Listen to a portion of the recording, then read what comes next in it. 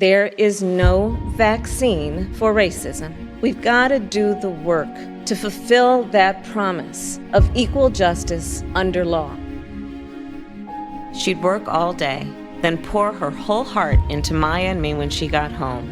And then after we were fed and in bed, our mother would sit up trying to figure out how to make it all work. You see a lot when you're the firstborn.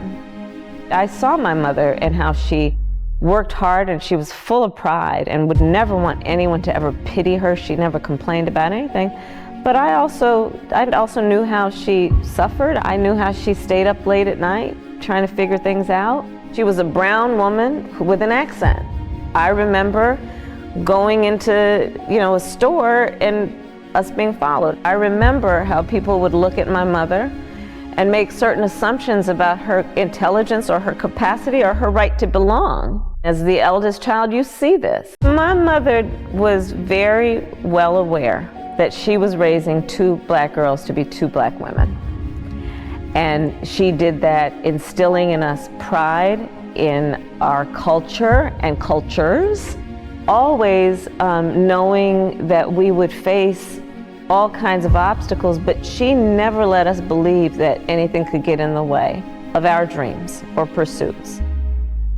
My sister Maya is 2.5 years younger than me. So at the age of 2.5, I was told, look after your sister.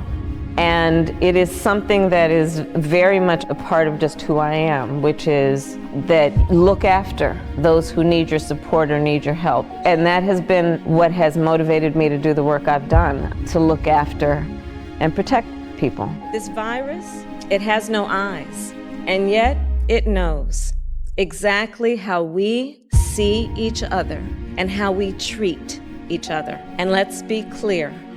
There is no vaccine for racism, for our children, and for all of us. We've got to do the work to fulfill that promise of equal justice under law. Because here's the thing, none of us are free until all of us are free. America has a long history of systemic racism. Black Americans, and black men in particular, have been treated throughout the course of our history as less than human.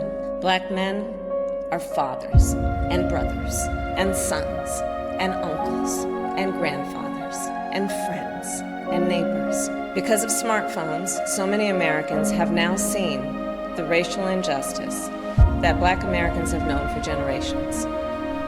The racial injustice that we have fought for generations, that my parents protested in the 1960s. Here's the truth about racial injustice.